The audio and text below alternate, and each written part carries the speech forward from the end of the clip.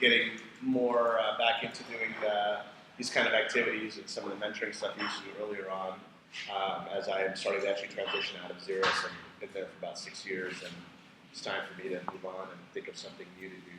I'll give you a little bit of my background first, and then what I thought we'd do is we would just have a bit of a free-form conversation. I have kind of touched a variety of different aspects of businesses in general, technology businesses, so I can talk about a lot of different topics. The intent of the conversation today was going to be around IP and fundraising, and I was just going to kind of poll the audience what they would prefer I talk about, because I've kind of been dealt with both of those topics in depth for both the companies that I've co-founded. Yeah, again, my name is Yash. My background is actually in optical engineering. I did my undergraduate work at the University of Rochester in optics, and I went to the University of Arizona to do my PhD in optical engineering with an emphasis on medical optics and medical imaging. After finishing my PhD, I started a company with 2 other students I was going to school with, and we decided we were going to make high-end digital imaging systems for biomedical applications. We decided to bootstrap that company, so we maxed out credit cards, kind of lived in our office, so my futon was right next to my desk for a couple of years. I was, single, I didn't have a family, young, I had nothing to lose, I just, it was a continuation of graduate school, if you will, in terms of my income level at least, if not worse actually, because my stipend went away. It was a very interesting experience to try to bootstrap a company like that. We were actually a manufacturing company, so we got to a point one day when we actually had our own CNC machines, lathes, mills, so on and so forth, because we were actually manufacturing our own product and marketing it and distributing it around the world. That was a company that we did not ever get any venture capital for, so we were clever about how we got some grants, SBIR grants. We got some subsidized loans, if you will. There were sort of city-county programs that we utilized to get some subsidized loans. And once we got to a certain level of revenue, we were actually able to just go get bank loans to fund the rest of our development. So had that company for about 8 years, and then we were acquired by Roper Industries, which is a publicly traded company. They folded us into one of their scientific imaging divisions, and I was there for about 10 months and then left. And that was my first sabbatical, which, as I was remarking to Cindy, lasted about 5 years because I met my future wife in that during that period, and she distracted me for a while until she, being from Austin, wanted to move back here, and I was ready to get back in with another opportunity. So we came to Austin, and about 6 months later, I got hooked up with one of the co-founders of Xeris. So Xeris Pharmaceuticals is a very interesting, it's actually a technology company, I would say, not really a pharmaceutical company, because we have a very novel way of making injectable drugs that get rid of a lot of the issues around refrigeration or reconstitution at the time of use. A lot of benefits to the technology. The company at the time was really only the two scientific co-founders, and they really needed somebody to come in to pull the business proposition together, help raise money, and actually build the infrastructure around the company. So even though I didn't have a pharma background, John, the CEO at the time, asked me to come on board, and he was still in Northern California looking for a place to move the company. I said, sure, I'll come on board, but you got to move the company to Austin. And he said, sure. So he came here. I started working with him in 2010, and sat down and really started understanding what the value proposition was and building the story around it. We then went out, raised about $1.5 million, half of it was led by CTAM, so Central Texas Angel Network here in Austin. That then went into a convertible note round later that we did. That was a bigger round, and then converted into a Series B round. We've gotten lots of SBIR grants. We were an ETF recipient back in 2012. Xeris was trying to get started at a time when funding especially for pharma and biotech, was virtually non-existent. And it's a very different environment today where there's a lot more venture capital interested in investing. Back then, early stage, Series A, almost nobody was touching biotech and pharmaceuticals. So we had to be very clever about how we built the company. So I was COO and CFO for about 4 years, and then after we finished the B round, which was an $18 million round, I recruited a CFO to give him that role, and I focused on my COO role, which is now heavily sort of pharmaceutical manufacturing operations, if you will. And in December of 2015, we closed a $41 million C round, and so the company's now sort of well-funded, sort of its own living, breathing entity, and so I feel comfortable kind of moving on and taking a break and thinking about what I'm going to do next. So we're about 20 people. So when I started, it was the 2 co-founders and me, and we were still working out of our homes. And now we're about 20 people. We have office space right over here, 32nd and Red River with our R&D labs. We've got about 3 or 4 products in the pipeline. So it's been a pretty interesting experience to watch it grow. Now there's people that are walking around and like, who are you? I didn't hire you. Who are you? So it's kind of interesting to see that. So with that said, like I mentioned earlier, I have sort of touched a lot of different aspects of business. I'm willing to answer whatever question I can. If I don't know, I'll say I don't know. Are you going to need to raise more money for sure? I think it depends now what the team and the board are going to do as far as the strategy going forward. So I think if they're going to take the company public, then yes, there will be more fundraising going on to build the demand for the IPO ultimately. But they may also decide to just hit a couple more milestones and then license the current product, the new product, or sell it or whatever. So in that case, we probably wouldn't need to. So it's really a question whether we're going to commercialize ourselves or we're going to hand it off to a bigger partner after we've taken most of the risk off the table for them. So yeah, interesting question. I don't know. I'm not going to be around to answer that one. Yes, I'm still a significant stockholder of the company, so I will care, absolutely. So I can talk about IP. Jay mentioned that, so I'm mentoring Sector Medical. Mitch is here. They're one of the ATI SEAL companies this year. He's been really doing an outstanding job of really kind of digging in. And I think as he digs in, he's really starting to understand the complexity and the sort of the day-to-day roller coaster that is, emotional roller coaster that is building your own technology company. I had a meeting with him and his team a couple of weeks ago. We talked a lot about IP strategy because for a medical device company like Scepter, that's a critical piece. If you don't have a strong IP portfolio, that's something you have to think about. If you're going to continue moving forward or not, are the other aspects of your business model strong enough to make up for the weakness if there is one there? So things like that.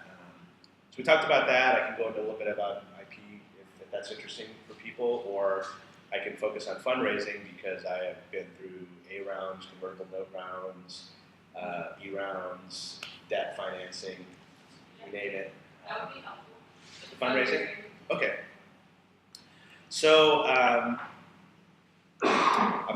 think I'm just gonna kind of talk a little bit freeform here. So there are, I think to start at the beginning, there's sort of 2 types of financing. There's debt financing and there's equity financing. And I'll just talk a little bit about it in case you don't know what they really are. So debt financing is going to the bank and getting a loan. Or somebody gives you a loan, you're paying an interest rate, and when the loan when it matures, you need to pay them back their money.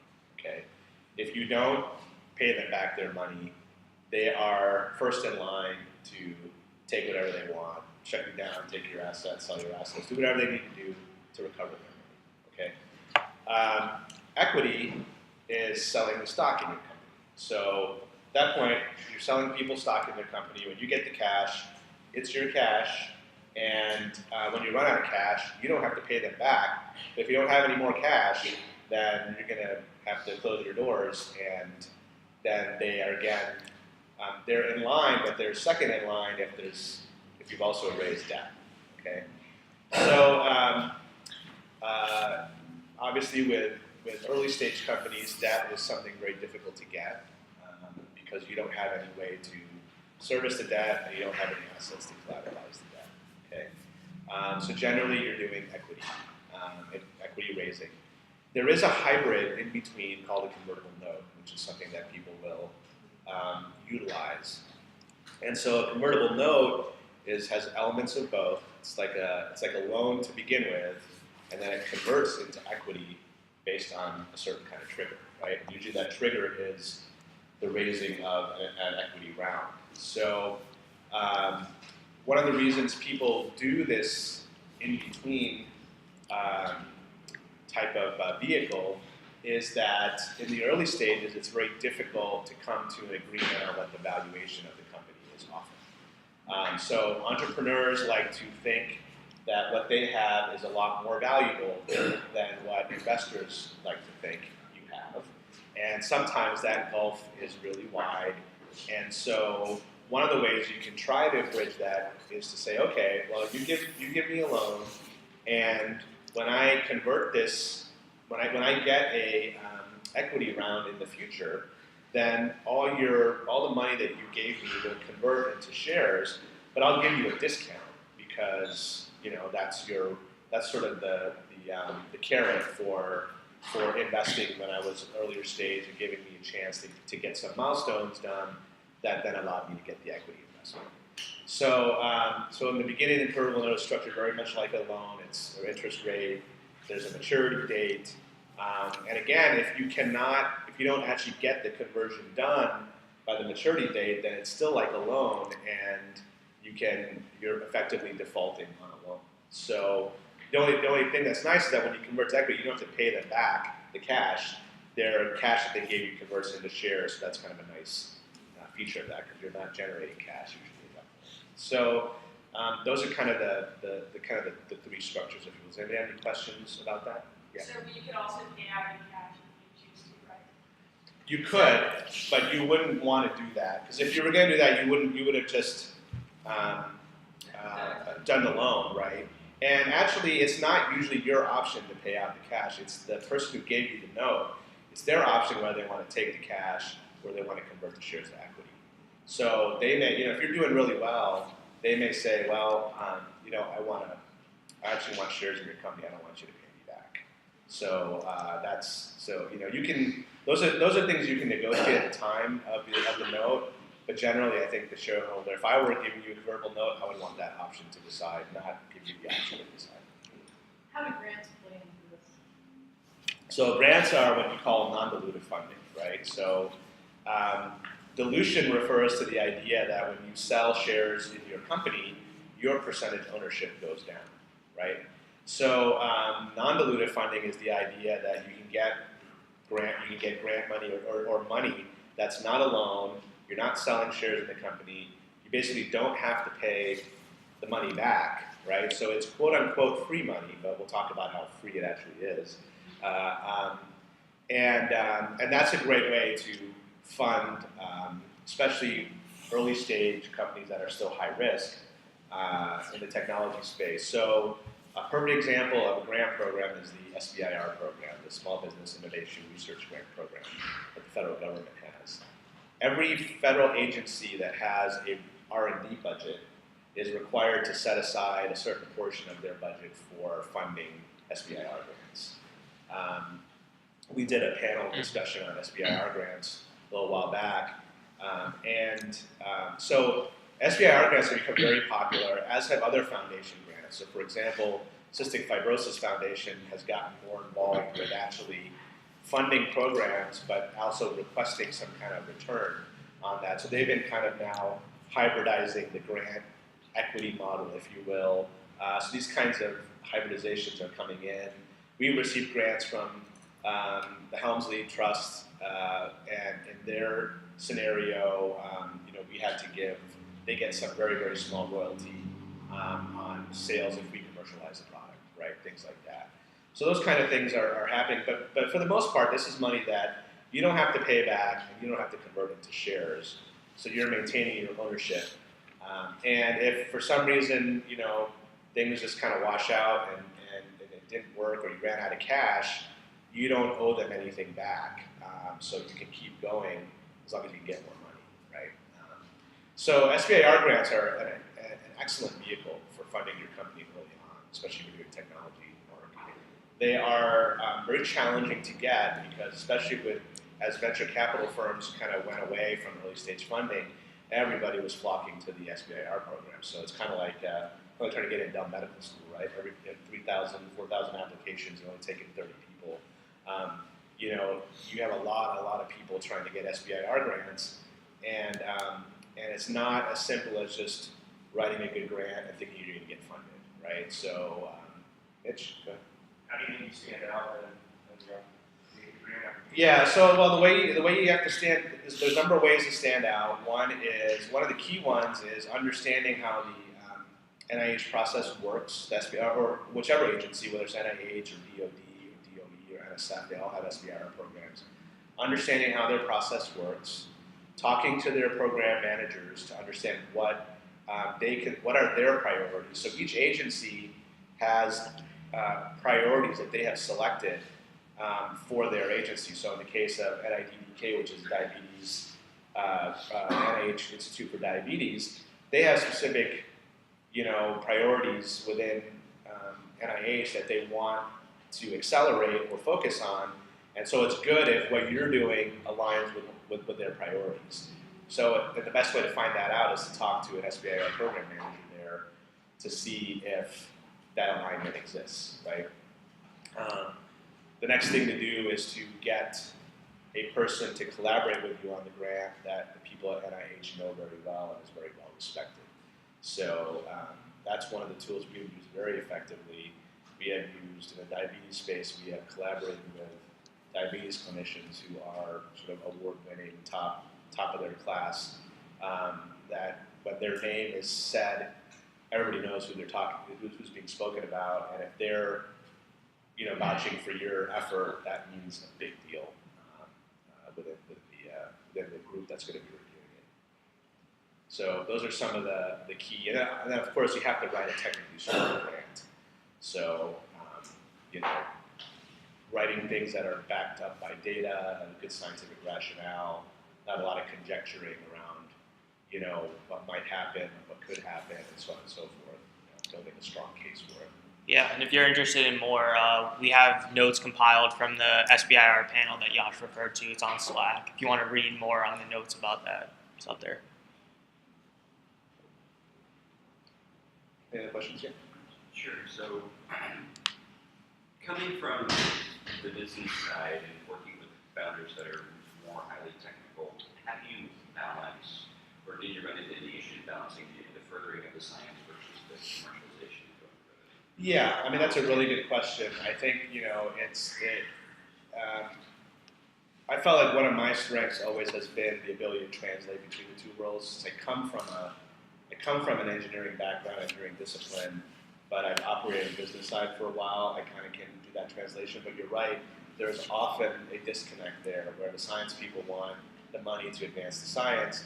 The business people are saying, no, we need to advance the business. And so what you have to do then is sit down and really understand. I mean, it's good product development means that you start with the customer or the end user in mind and work your way backwards. And so the key challenge here is that a lot of times the scientists and the engineers are looking at what they have right now and how to move that forward instead of looking at what the end goal is and how to get there, right?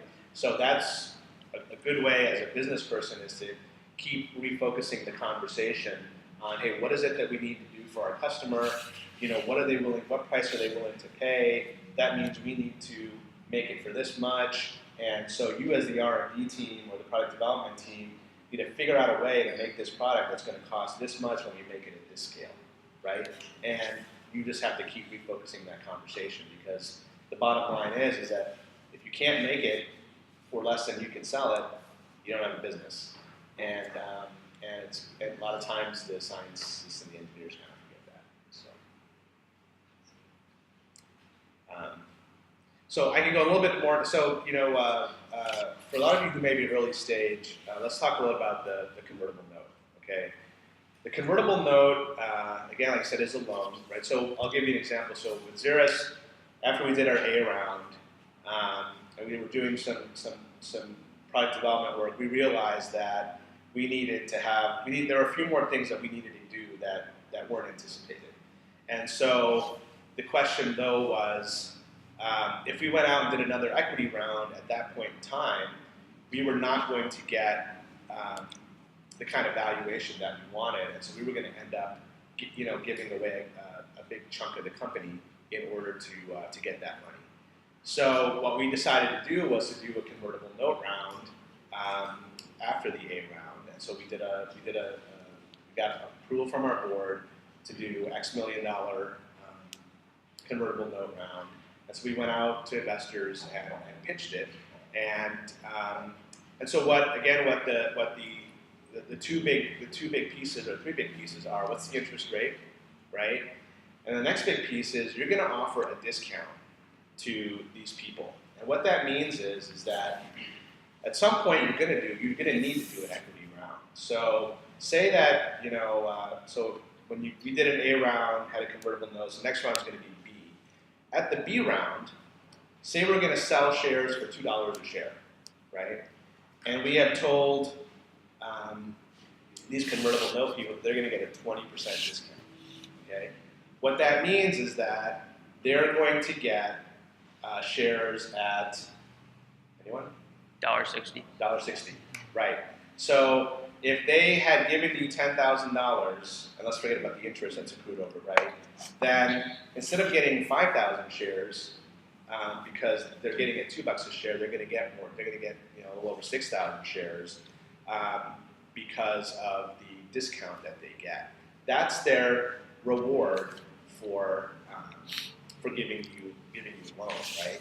Now, what also happens though is that interest accrues. So if it was 8% and it was a year, then they're actually going to get $10,800 divided by $1.60 to get the number of shares. So you can see the longer the note, the maturity, the more interest you let accrue, it's sort of diluted that way, and that you end up giving away more of the company. Obviously, the bigger the discount, you end up giving away more of the company. And what you also have to understand is that if you give too big of a discount, the next group of investors is going to be not so excited about it because they're saying, wait a minute, we're paying $2 a share. And it's one thing if you were going to go raise, if you're raising $10 million and your convertible note round is only $500,000, that's such a big difference. $500,000 is not that big of a deal. If you're going to go do another $500,000 B round and you have a $500,000 note sitting out there at a 50% discount, these B round guys are going to say, wait a minute, we don't like that. Then you have to go back and renegotiate with your convertible note holders to take less of a discount, and then that's when everything goes haywire. So you got to think about what's coming up in the future and not just focus on what's going on today, because you could put yourself into a box based on what you've done today and not be able to get yourself stuck in the future. So, are there limitations or any types of restrictions? So, say I had a convertible note. I lent out money to a startup at like a 50% discount, which is pretty high. But and I sold the shares automatically to another company for less than what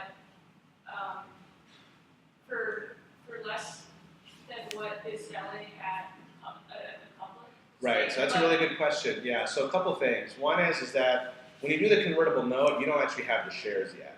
It's still a loan. So it doesn't convert into shares until the next equity round happens. So you're kind of stuck as the investor. You have to wait until the next round happens, right? So as an investor, you kind of have to think, this is still a loan, right? Because if they don't ever get to that next round, I may never get my money back, right?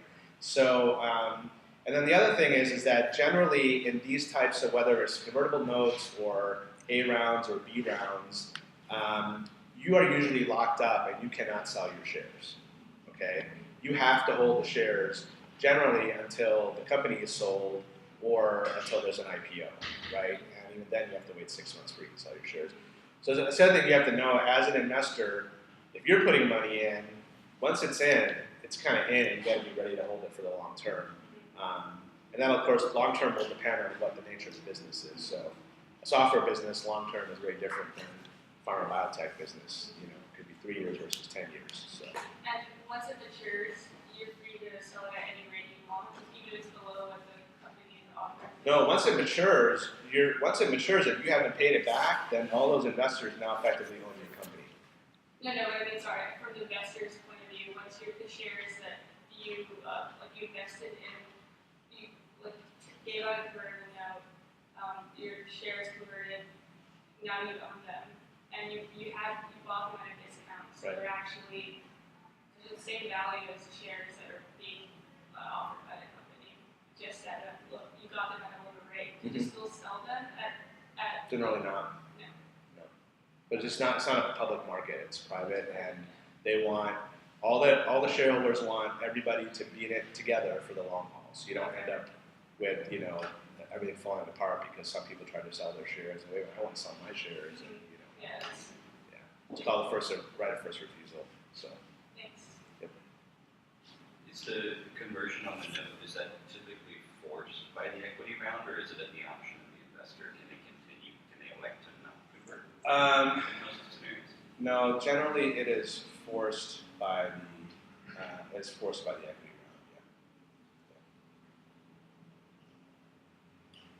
round. As a startup, if you get a convertible note, is it standard to prevent them from revolving their debt before you reach the equity round? Yeah. Usually there'll be provisions that they can't recall it. I think unless you do something bad, right? So there's some sort of fraud or negligence, something like that, and that can trigger it. But generally, you don't want them to be able to recall.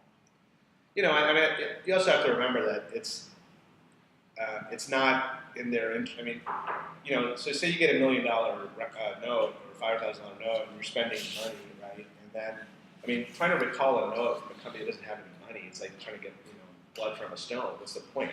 You're just going to torpedo the company. So, generally, they're not going to do that unless they just want to kill the company, which doesn't make any sense. But they're definitely not going to get their money back. So,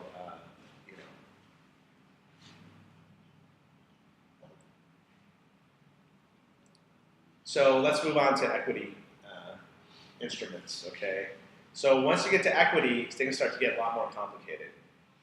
And the reason is that because it's not a straightforward loan with interest rate, blah, blah, blah, investors still like to try to put provisions in there that sort of make it mimic at some level a loan, right? So what starts to happen when you have an equity investment is first you have to figure out, well, what's the value of the company, right? So if you're going to, if you think about it, selling shares in your company with a pre-money valuation of $1 million, right? So pre-money means what's the value before you actually sell the shares, right? If I have a pre-money valuation of the company of $1 million and I do a $500,000 equity round, so I get $500,000 of cash, then the post-money is going to be $1.5 million, right?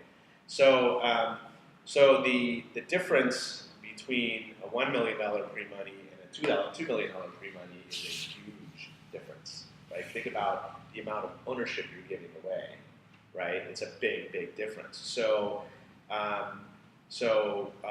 really understanding and trying to maximize your pre-money is important.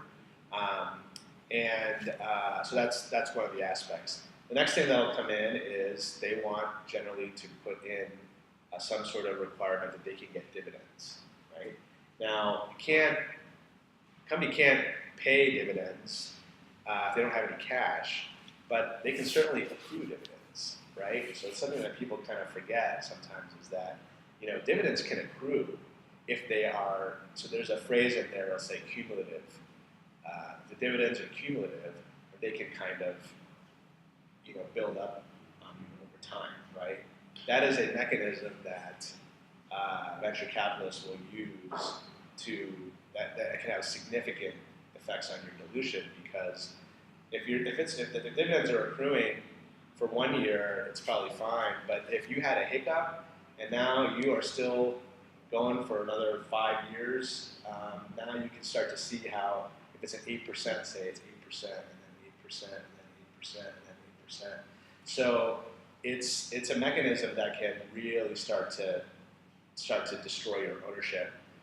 Something that I was very cognizant of with Xeris and made sure that we negotiate a non-cumulative dividend structure if and when approved by the board.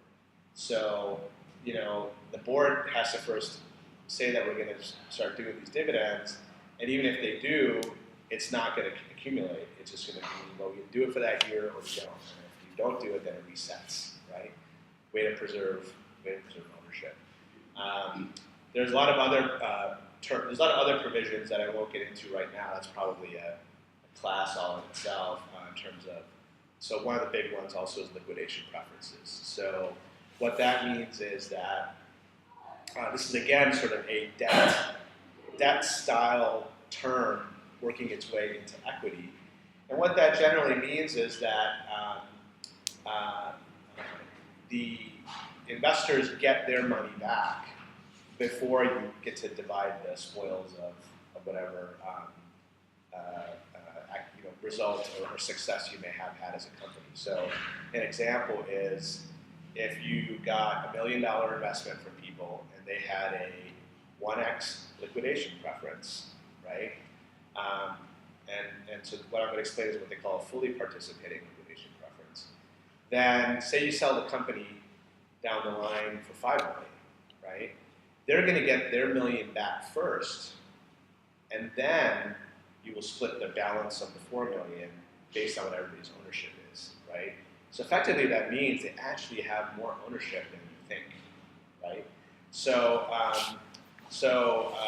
there are 1x, there are 2, sometimes people try to do multiples on liquidation preferences.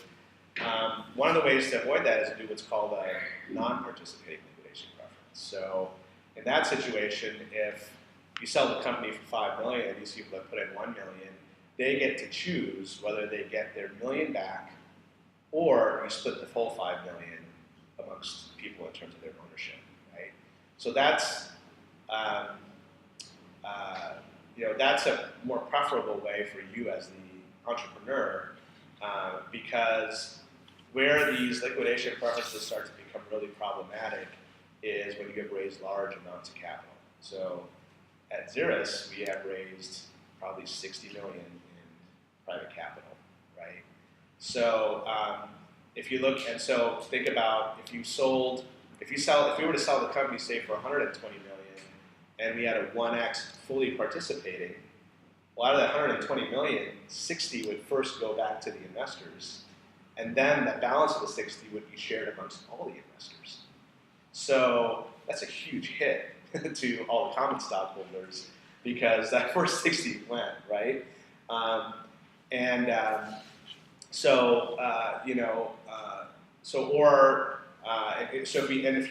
If you had a non-participating 1x, then they could either take the 60 or they could share amongst everybody the 120 that was final selling price. So these are things that start to become important, and there's a lot of interrelationships between the terms of a term sheet for equity investing that you have to really, really think about, and you have to kind of plan out, do scenario planning. Go, what happens if I go this way? What if I don't get my license and have to raise more money? What if I can't sell the company in 3 years and I end up holding it for 6 years and have to raise more money? All these you want to plan all that out or think about it at least so you have a sense of how are the things you're agreeing to today going to impact you later on, because what you set today as terms, say for a Series A round, are the same terms. You can't give worse terms to the B round and the C round. People, they won't take it. They may try to take better terms than your A round, the previous rounds, but they certainly won't take worse. So what you do early on kind of gets cast in stone, and you're stuck with that going forward. Any questions?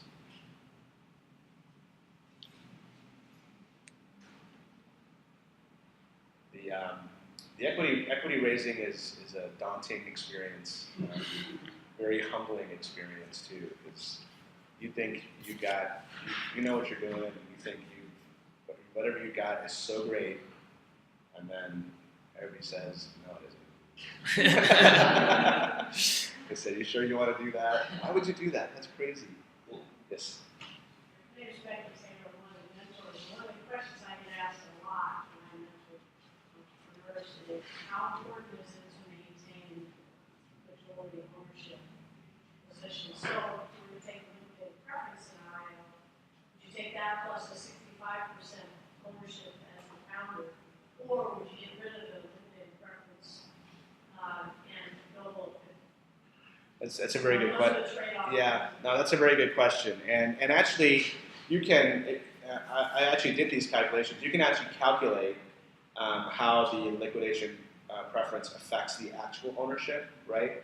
The other thing that I think everybody has to remember is that even if a group of investors comes in and actually purchases less than 50% of the company, they still will have control provisions within the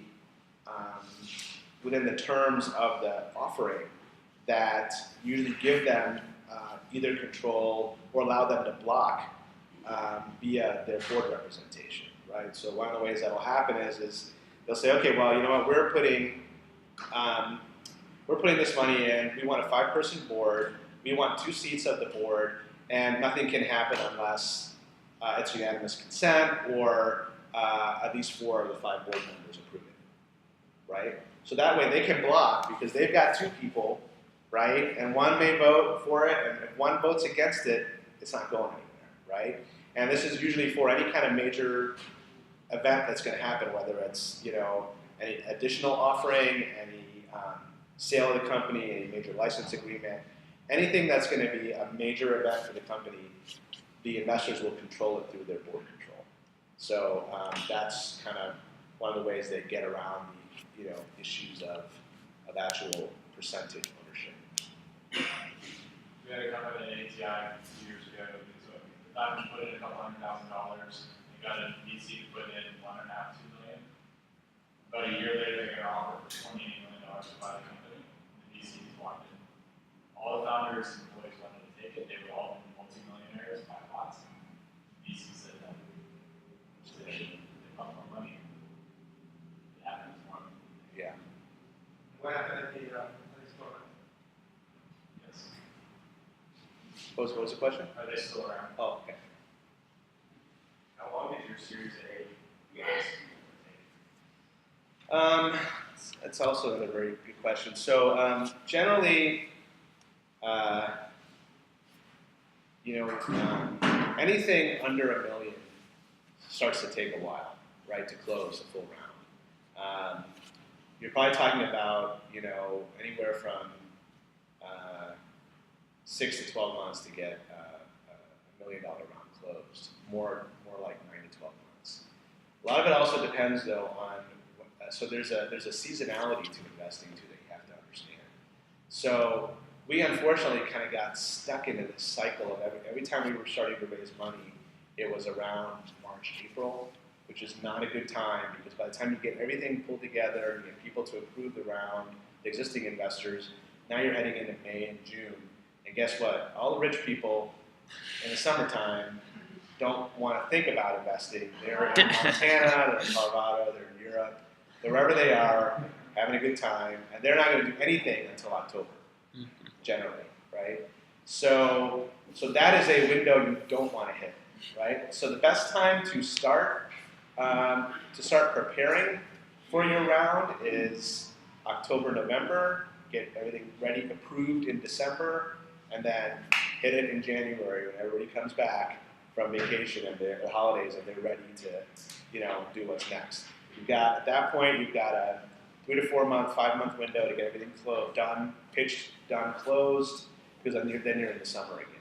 So you really only have about 6 to 7 months every year to raise money, and it's important that you know that, because as hard as I tried to break us out of that cycle, we just got stuck in it somehow, and it was hard to do it. So, because the problem is you go, okay, yeah, we just close that, and we don't want to get stuck in that summer cycle again, so we should then raise another round now. But people go, well, you just raised money. Why are you gonna raise money again? And I'm not going to give you a 2x valuation on what you just raised it's only been 2 months or 3 months, so that's why you kind of get stuck in this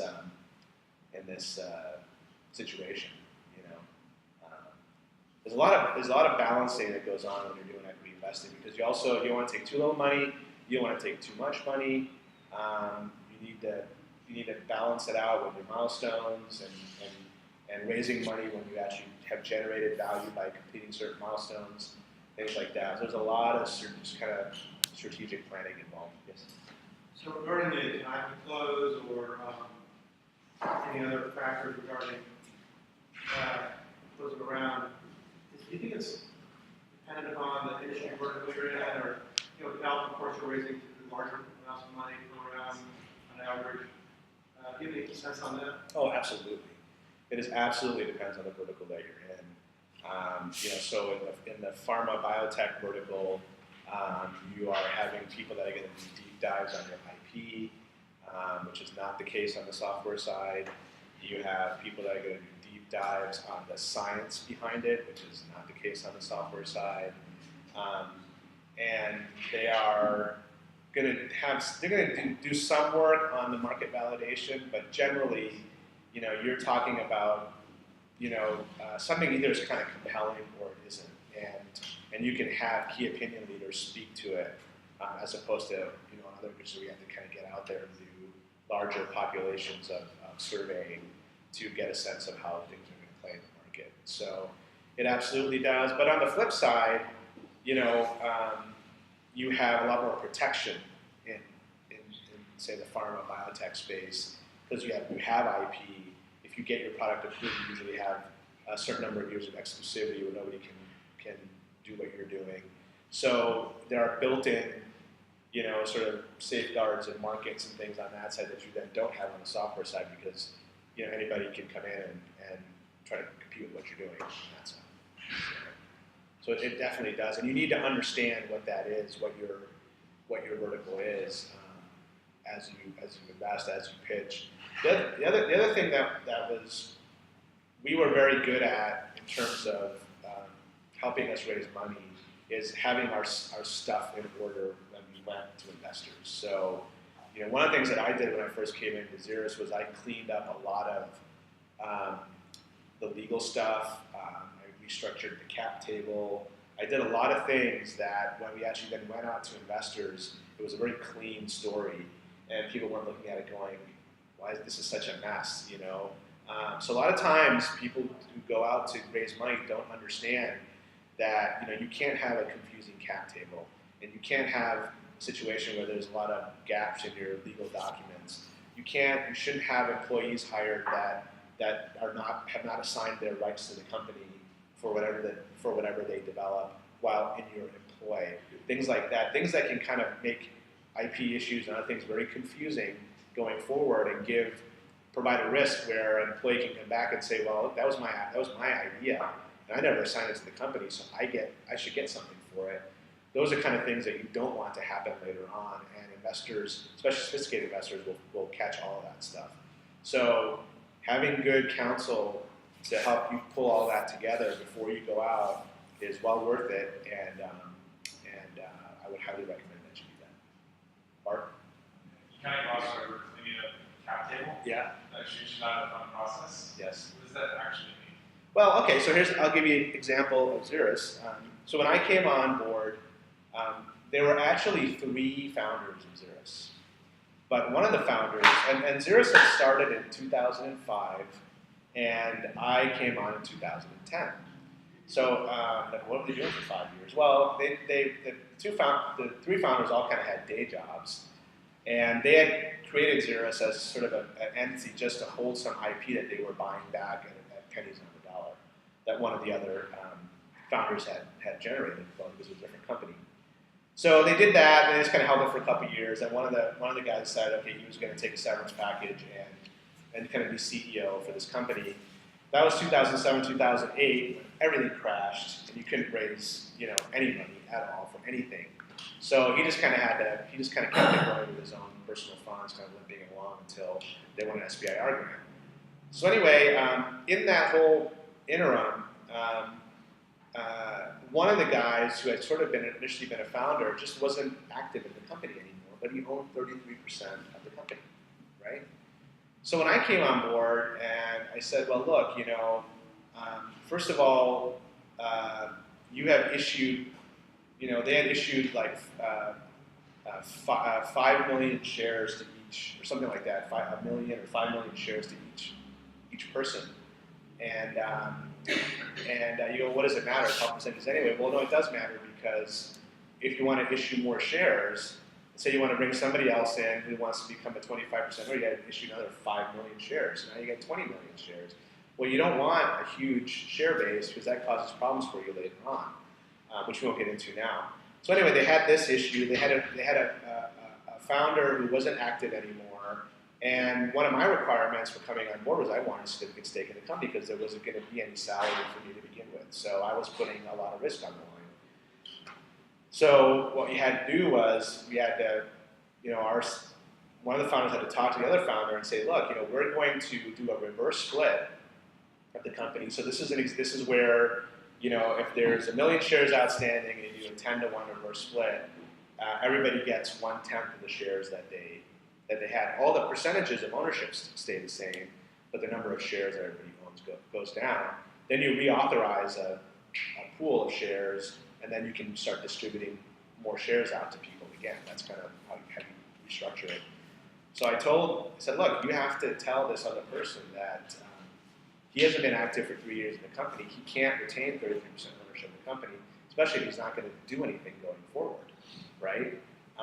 So that was a tough conversation for him to have with that person, but they worked through it, and then we did a 20-to-1 reverse split. So we took, all those shares and crunched them back down into a smaller base. Then we started to authorize the number of shares appropriately, because in any investment, the investors coming in will say, well, look, we're putting in this much money, and if that amounts to 900,000 shares, we want you to authorize 1 million. Because that means you can only issue another 100,000 over what, we have. Because we have this control provision that you can't issue more shares unless we say so. So we're not going to let you have 5 million shares authorized, because you can just start handing out the other 4 million and we get way diluted, right? So hopefully that answers your question, but it's basically rejiggering kind of the number of shares without affecting the ownership, at least in that rejiggering, and then you start affecting the ownership by issuing new shares, and that's a function of who's coming in, who's going to be working for the company, who's investing, so on and so forth. So did that answer the question? It's a shockingly painful conversation to have. Yeah. A lot of times you're forcing early investors to sell out as well. Right. And that's a really tough one to do. So what's the messaging with early investors? What's the, Do this or you don't get anything. what's that? Do this or you don't get anything. Yeah, it's kind of unfortunately, it's a stick of a message. There's no carrots here. It's a stick, and it's not a, that's why proper planning up front is important. Vetting your other partners that you may be going into business with is important, because, somebody may have 25% of the company and then they don't do anything, and you can't do anything about it, right? So one of the ways you deal with that is vesting schedules for shares, so that every year they get more and more ownership. That way, if they bag out after 6 months or 1 year, they only got a small sliver of shares. They don't own such a big chunk. What didn't last returns back to the pool to be given to somebody else. What was the aim of that 33% original founder? Were they zeroed out, or were they given some sort of small token percentage? Well, no. So what happened was that when we did the reverse split, those 3 founders all still own 33% of the company, right? But then what we did is the 2 founders that were going to continue, they got issued new shares. So the other guy, got diluted, and then I got shares because I was coming on board, so he got further diluted. So that's how he gets diluted, where other people kind of maintain their share or keep higher share in the company. You first scrunch it down, and then you start to individually pump people back up, if you will, in their ownership by giving restricted stock. Well, just to be respectful of everyone's time, it is 1 o'clock. Okay. I mean, we do have this room for as long as we need it. If anyone wants to hang around, talk, eat more if you still want to. I got a Present. few more minutes, and then I gotta meet with Mitch back in my office, actually. So, he's gonna tell me about his pricing model. No, well, thank you, Yash, for doing this. It was very helpful.